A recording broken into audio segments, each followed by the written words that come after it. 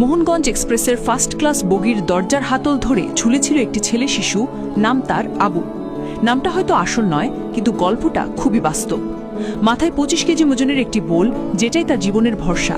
পাশে দাঁড়িয়ে থাকা এক সহৃদয় মানুষ কাপা গলায় বলছিলেন, আবু, কষ্ট হলে বোলটা ফেলে দিস।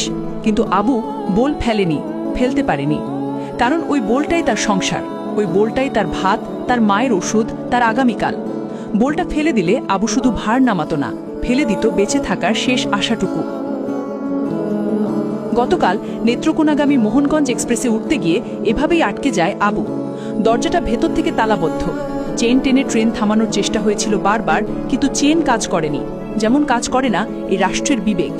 সুটেড বুটের টিটি সাহেব পাশ দিয়ে হেঁটে গেলেন, চোখ ফিরিয়েও তাকালেন না। হয়তো আবু তার দায়িত্বের মধ্যে পড়ে না। ট্রেন ছুটেছে, আবু ঝুলেছিল। শেষ পর্যন্ত সে আর পারেনি, ছিটকে পড়ে গেছে লাইনের পাশে।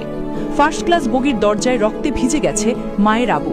মরে গেছে এক দরিদ্রের স্বপ্ন, ভেঙে গেছে এক মায়ের পৃথিবী।